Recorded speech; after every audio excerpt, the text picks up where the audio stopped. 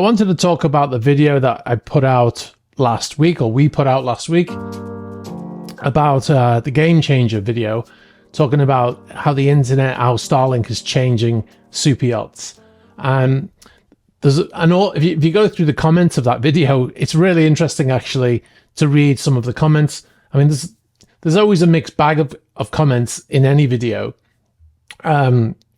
ranging from people correcting tiny little mistakes that it's quite annoying when you make a whole video like that and people just pick up on one little thing and then they just focus on that as if to show them, it's to show how they know more than you about a subject or something like that. Then you get, a lot of mostly very complimentary comments, which is very nice. But what stood out the most to me was some of the comments from people who were using Starlink to comment on the video and their location where they were.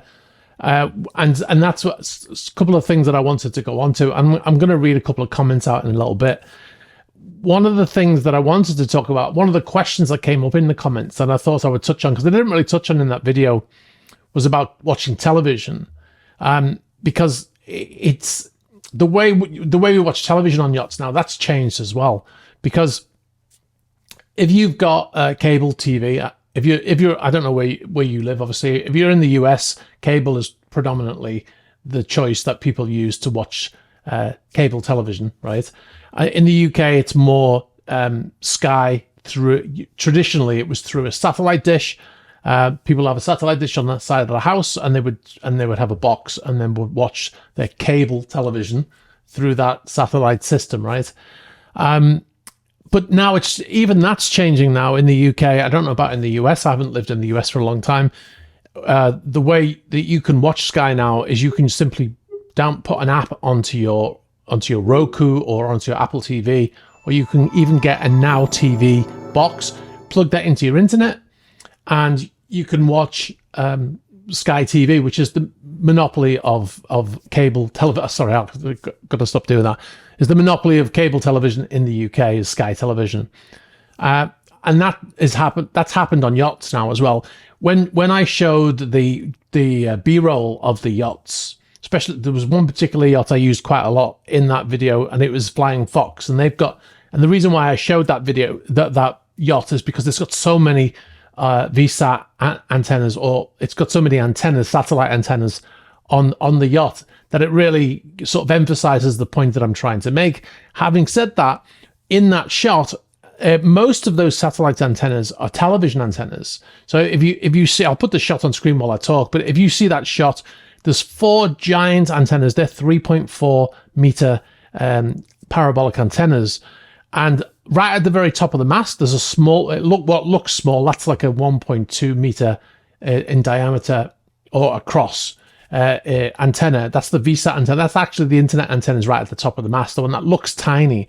But those other ones, those big ones there, those 3.4 meter ones, they're actually for television, and they're pairs. So think about those. Don't think about them as 4 antennas. Think about them as 2 pairs.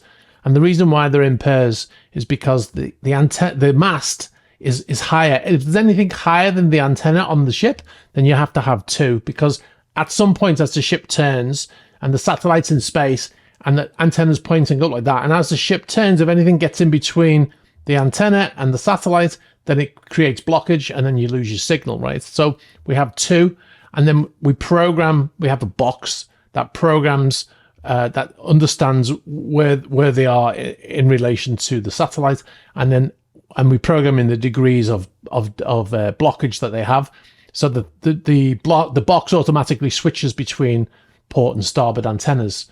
So that's the reason why there's 2. And on Flying Fox there's 4, so there's 2 pairs, 2 forward and 2 aft, and they're all for television, right? Well, the problem with satellite television is, and you don't realize this when you live, if you live in the US or if you live in the UK, you never move, right? Your house is never moving. So if you move around the UK, you're still in the footprint of that satellite. But when you go out of the UK, if you go to Europe, you can still pick up Sky Television to a point in Europe because the footprint is still there. But if you go like down to Italy, then you lose the ability to see it because the they're only covering the UK, right? They have no license to actually broadcast it in Europe. So so you lose that, and and there's no reason for them to broadcast it in Europe because it's designed for the British market. And it's the same in the US. If you've got satellite television in the US, then they're only going to cover the US, right? So once you go out of that footprint, you lose the signal. Now, if you think about a yacht and you're traveling all around the world, when you're in North America, this is what we used to do on the yachts, is we'd have a load of boxes, like 30 boxes on a big yacht. We'd have 30 boxes. I can't remember the name of the system now in the US, but we'd have all of these boxes. And then in Europe, we'd have the sky boxes, and we'd have different LMBs for those satellite TVROs. We call them television receive only antennas. Those big 3.4 meters. They're not VSATs. They only receive signals. They have no transmission ability. You can make them into a VSAT, but they're TVROs, television receive only. We changed the LMB to the frequency, and then so as we crossed over into the US, we would switch out all the boxes and switch out the LMBs, and we would pick up the US television, right? And then when we went back to the Med, because in the Med you could get Sky Television depending on where you were, and we would switch over all those boxes back to the Sky Television boxes, and that was something that we used to do. And the reason why we had 30 of them is because we had, if you had a lot of cabins, each cabin needs a separate box. So, and on some of the yachts I worked on, they had this system whereby you could switch on the TV and you could see 16 small windows. And then in each window, there was a different feed. So you could set this main window to have 16 different channels. So the owner could turn on the TV and he could see what's happening on 16 different channels. And then he could cycle with his remote between them, and then the audio would switch. So he could watch different things, right? So let's say he's into stocks, he's got all his stuff on, or if he's into the news, he's got all his news stuff on, and he can switch between them. So to do that 16 things, you needed 16 boxes for each channel. Now, with the advent of Starlink, well, even before Starlink, what we started to do was, if you bought the satellite boxes in the US, you could also stream it over the internet, right? They give you the option to be able to stream it as well as have the box. So what we were doing is we were buying the boxes and we were registering them to, this is the difficult part, we had to register them to an address in the US. So we would use various different addresses for various different reasons. I don't want to get into that, but we'd use the different addresses to register the boxes, and then we wouldn't even install the boxes. We started to stream them just by accessing it over the internet. And the benefit of that is that the owner could watch those boxes, or he could watch the US satellite television anywhere in the world, whereas before he could only watch it when he was in North America or in the Caribbean. So that is how it's changed. So now he could watch, ESPN in South Africa or in Japan or wherever, think about a place, and he could watch that television there. As long as he had an internet connection, he could watch the TV. The problem with that is the bandwidth of the internet, right? So if he's watching television, he's streaming, high definition television, he's using probably 2 to 3 megs of his internet connection. And it didn't take very much to interrupt that feed, and you start to get that buffering. Now we've got Starlink, and we've got 200 megabits per second. Those days are gone. So the reason why it's a roundabout way of getting back to the point that those giant antennas on top of, pick a yacht, Flying Fox, Crescent, Scheherazade, Luminance just come out, Nord, they've all got those giant antennas on the top of those ships, right, of those yachts, and they're all really redundant now. They don't need them. In fact, it's a substandard system. If you compare, like, let's take Nord for example. That's a Russian boat. Well, so is Flying Fox, but we'll take Nord for example. That's a Russian boat. So the owner probably wants to watch Russian television, right? And it's exactly the same thing for him. He needs to watch Russian television, so the antennas are pointing at a satellite that carries Russian television. But once we go out of that footprint, we lose the television. Whereas now, if they offer that same system, I don't know if they do, I haven't worked on a Russian yacht for a long time, then you can just stream it over the internet and he can watch it wherever he wants. So it's that freedom has been added. So those giant antennas, and they're massively expensive, as I've mentioned, are really not needed anymore, as long as you've got fast internet. And also, the other problem is that even though they could stream these television channels, because of the bandwidth, you can only have one or two people doing it. So we would have to restrict each guest cabin. We'd have to restrict, because most guest cabins on yachts now have Apple Television. We'd have to restrict them so they couldn't stream. So because we didn't want to piss off the boss, right? So we'd have to restrict them for that reason. But now we wouldn't have to do that anymore. So that's a real change that's come. This is a lot of information that I can't really get into those videos because I'm always worried about the amount of time it's going to take. I already got some comments in that video saying that there was 4 minutes of information in a 15-minute video. There was only one comment, but it's kind of annoying because obviously the video is meant to be entertaining as well.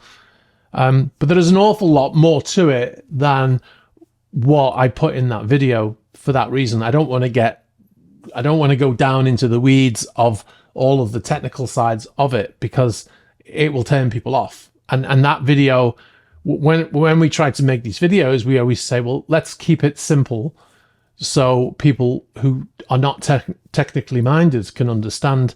And then we always get the technical people complaining that it's too dumbed down, and so it's a fine line that we have to tread. But we always want to make it so people who have no knowledge or perhaps even interest in it will find it interesting.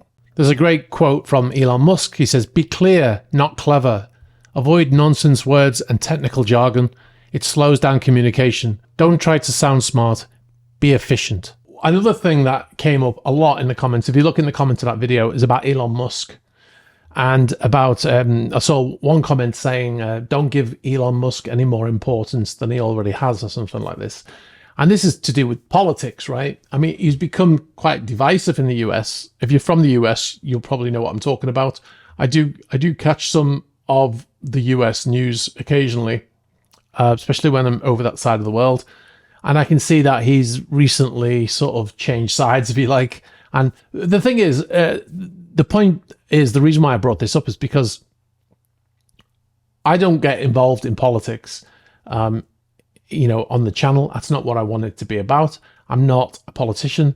I'm not, I mean, obviously I have interest in politics to a point, but it's not where I want to go. I don't care if Elon Musk is crazy or whatever. The fact is, he has a brilliant mind, and he's invented some of the most amazing things. He's basically invented the whole industry of electric vehicles, and whether he invented it or not, but he's actually, he's pushed it to the point that it's at now. And he's created these amazing rockets that can land themselves, the boosters. NASA couldn't even do that. NASA use his rockets now. And you've got the Starlink system, which is incredible as well. So regardless of what he thinks, I mean, I do often wonder why he posts on Twitter so much and why he gets into that stuff with people on Twitter. I don't understand it really. I don't read it. I don't subscribe to Elon Musk's feed. I used to, but unfollowed him because I'm just not interested in that kind of stuff. If I follow Elon Musk, it's because I want to know about his technical stuff, not about his political stances. It's the same with anyone. If I follow, like I recently unfollowed a racing driver because he was talking about British politics, a British racing driver. And I know they're people in themselves, but if they're famous for being a racing driver, then in my opinion, their feed should be about racing driving, right? About racing. If they want to talk, maybe they should have a persona and then their personal one, right? They should have, the guy I was talking about, he's a famous British Touring Car Championship driver, and I watch him when I go to races locally, and I follow him because I want to know about I want to know what he thinks about racing, about Formula One, about stuff like that. I don't want to know about his politics. So maybe he should have the racing driver and then personal, private thoughts. That's the way I look at it. Because I don't use my Twitter feed or any of my feeds to post my personal opinions about stuff, because I thought, unless it's about the subject, right? Super yachts. One of the things my sister says is that she can't stand Tom Cruise. She can't watch any Tom Cruise movies because of his Scientology connections and the way he talks in interviews on television. But I'm a big fan of Tom Cruise. I've met Tom Cruise. He was very, very, very polite. He wasn't. He didn't look down on me at all. I was in the military at the time, and he was scouting for Eyes Wide Shut, the movie, and I worked in a place where they were going to film, but it was on a military base. And I met him, and he was brilliant. He was very polite. He talked to me. I asked him about how they did something in Mission Impossible, how they did the bit on the train, because to me at the time it looked like it was real. And he explained how they did it, and they used this giant, like a giant fan that they, I don't know if you've ever seen that sport where people jump and they just hover over this giant fan, and they wear those skydiving suits and they hover, and it's how they practice. He said they used one of those and they turned it on its side, and then they put him in the studio on top of a train roof, and then that was how the wind was blowing and stuff like that. So he told me all this but when I met him, and he was a thoroughly enthusiastic, polite guy. And whether or not I believe, or whether or not I agree with his opinions about religion or politics is irrelevant to me, because I think he's a great action star, and I just think I watch him because he's Tom Cruise, right? I try to disconnect those two things. So going back round to Starlink and Elon Musk, I don't look at Starlink as, it's something about Elon Musk, because I'm not politically minded in that way, and I don't care what he says on Twitter. All I care about is that he's created something that is changing the way we do things at sea, and he's making our lives better, regardless of how those people look at it. He's making our lives better as crew, because now we get to watch Netflix at sea, which we never ever got before. Like I mentioned in the video, what I would do, because I'm in charge of that, is we would have a web filter, and we'd have to block Netflix, YouTube, anything that has video streaming on it. We'd have to block it, and it was very complex to do this, especially YouTube, because it's very tricky to block specific things from working like that, streaming services. And it was a constant thing that we'd have to fight to try and block it, because you can't say to the crew, don't watch YouTube, because they'll all watch it, or streaming podcasts or whatever. They all do it. It's all part of our lives now, right? So just telling them not to do it, it doesn't work. You have to physically prevent them from being able to do it. Otherwise, they'll just do it. So I had this was going back to 2015. I was on a yacht in Germany in a dry dock, and we had this big problem with our internet. We had no bandwidth, right? And I traced it to one of the second officers on the bridge. He had his laptop connected to the internet, and it was downloading updates for some game that he was playing on his laptop, and it downloaded like 12 gigs of data, and it completely we'd completely gone to a halt. The system was completely blocked by his laptop, so we prevented everybody on board from using the internet. So I actually blocked his computer for a week. I blocked his internet access for a week as a punishment, and he got really mad at me, but I just said, well, take it to the captain then, because he's the one who told me to do it. And that's the way we had to work, right? And now that you've got Starlink, the system is so fast, you're going to really, obviously people are going to get used to it very quickly, and then they're going to start to really demand more from it. And you're probably going to still get these issues in the future. But that's because, and there probably still will need to be some sort of restrictions on it, especially when the owner's on board, because the last thing we want is the owner to be complaining. But one of the things that we still have on board is we're still using cellular data as well, because Starlink isn't infallible. And I said in the video, when it works, it's brilliant, and it doesn't always work brilliantly, and it has some of the same not fallbacks. It has some of the same issues that the cellular system has. If you've ever been to a concert or a football game or even a shopping mall, maybe or a racing track, I get this when I go to a racing track. There's so many people in that area. You have 40,000 people at a racetrack, 100,000 people. Then your cellular data, it basically stops working. And this is because there's so many people in that area that the cell phone towers can't handle all of that, the requests that they're getting. And it just overloads the system, the bottleneck on it, and then it stops working. If you've ever been in that situation, that's the reason why. You might be in a shopping mall, but if you think about it, in that shopping mall, there's only 1 or 2 towers, maybe 3 towers covering that mall. And if you've got 40,000 people in there all using their data, they can't handle all of those requests, so it just stops working. And this is the problem that Starlink is going to have. I saw a comment from someone saying this, that they were in a marina and every yacht in the marina had Starlink, and as a result, they were only getting 1 or 2 megabits per second download speed, because they're all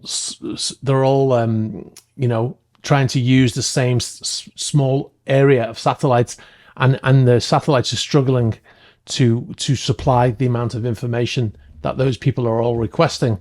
And that's going to improve as well, because like I said in the video, they're still launching more satellites for this reason. This is one of the reasons why that their plan is to eventually have 30, 40,000 satellites, whereas at the moment they've got between 4,000 and 6,000 satellites. So they've only got a fraction of the satellites they're going to have eventually. So it is exciting. It's exciting times for the maritime industry, especially cargo ships and stuff like that. They've really suffered because as we work on yachts, we always have the best equipment, right? The owner's quite happy to pay for that, whereas on a cargo ship or a tanker, those companies are not willing to pay, $100,000 to buy 2 VSAT antennas. So it's a big game changer. That's I can't overstate that. So anyway, before I go, I've got a few comments that I picked out from the comment section of the YouTube video. And I got one here. He says, I just got off a cruise to Antarctica. A year ago, I would have been off-grid until I returned to Ushuaia in Argentina, but I was posting pictures and videos live and watching YouTube and Netflix. It worked flawlessly. 6 flat dishes was enough for everyone.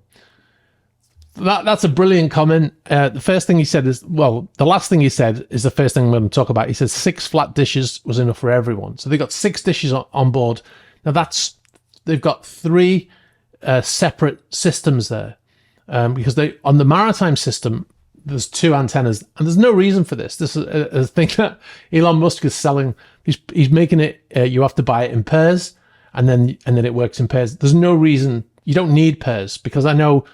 On our yacht, we had an RV antenna before the maritime version came out, and it worked perfectly. Never had a problem with it. Even used it at sea, and it worked. They've blocked it now. They've geo-blocked them from being used at sea, the RV ones. But anyway, it doesn't matter. But they sell them in pairs. So when he says he's got 6 flat dishes, that's actually 3 systems they've got. So what they're doing is they're load balancing it. So they're taking 3 systems, and then they're taking the bandwidth from that. So they instead of having whatever it is, 400 megabits per second, so let's say 200 megabits per second at the moment, they're going to have 600 megabits per second because they've got 3 different systems on board, redundant systems, right? So that's what he's talking about there, and that's enough for the whole cruise ship. Now, the VSAT system never worked in the Antarctic. I've been to the Antarctic on cruise ships, and I've been on yachts, and the VSAT system doesn't work. And it's not designed to work in those areas because the satellite antennas are all sitting on the equator. So if you think about it from that point of view, the further away from the equator you go, whether it be north or south, the weaker your signal gets. And that's why you need bigger and bigger antennas if you're going further afield. So if you had a 3.4 meter antenna and you're pointing at that satellite on the equator, you can keep that signal further south you go. But even in the Antarctic, you won't have a signal. I was on a cruise ship when we went up to Svalbard, I think it was, up in Norway. we were heading up to the Arctic Circle on a cruise ship, and we still had internet, but I had 5 degrees of elevation, 5 degrees of elevation on my VSAT antenna, and we were almost out of the signal. Normally it's like 35 degrees the satellite antenna signal, but we were on 5 degrees, which is almost vertical, almost horizontal, should I say? And we were still heading north. And I was telling the captain, we're going to lose any minute now. I said, and if you make a course change, and the satellite the funnel gets in the way, it's all over. We've lost the internet. Yeah, so we got all the way up there, really far north. I don't remember how far north it is. You can look on Google Maps. But and then we got one of the passengers got sick, and we had to turn around and head back because he needed to be picked up by a helicopter. And so we had to turn around and go back. So we never lost our internet. But can you imagine if we'd lost our internet and then that person that got sick, we wouldn't have been able to call for assistance. I mean, we had doctors on board and stuff like that because it was a cruise ship. But yeah, it was an interesting story anyway. But that's that. He says, I just got off a cruise ship to Antarctica and I would have been off grid. And like I said, when you went that far south, you lost the signal completely. So you would only even the Inmarsat system, which is the system that we would use for emergencies only, even that doesn't work in the Antarctic or the Arctic. If you go 70 degrees south, 70 degrees past I'll put a thing on the screen which shows you the coverage map, and you can see that the Antarctic and the Arctic is blocked out 70 degrees south or 70 degrees north, and you lose the signal completely. Whereas Starlink doesn't have that problem, and they're covering those areas just as well. So you think about all of those researchers and stuff that live in the Arctic or in the Antarctic for months on end. They can now watch Netflix and stuff, which they would have been able to do before. And then I've got another one here. I currently have family members on a world cruise, and they are in phone contact daily via WhatsApp.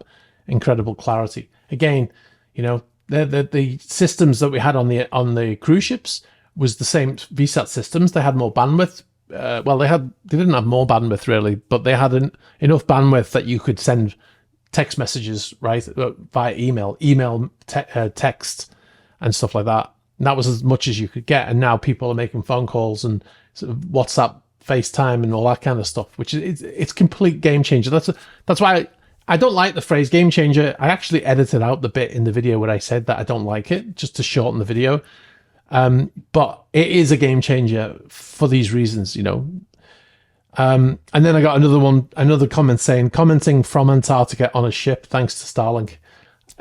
Again, absolutely amazing that they're able to do that. That they're able to. Those people have probably been to Antarctic before, and they knew what it was like in previous times. Like I said, I've been down there on the cruise ships, and that was it. We just lost the signal, and that was it. And then when we headed back north at the end of the trip, we're going across the Drake Passage. Then we got the signal back. So yeah, absolute game changer. There's a lot more comments as well. You have to sort of filter through them, but it was really interesting to read those comments from people.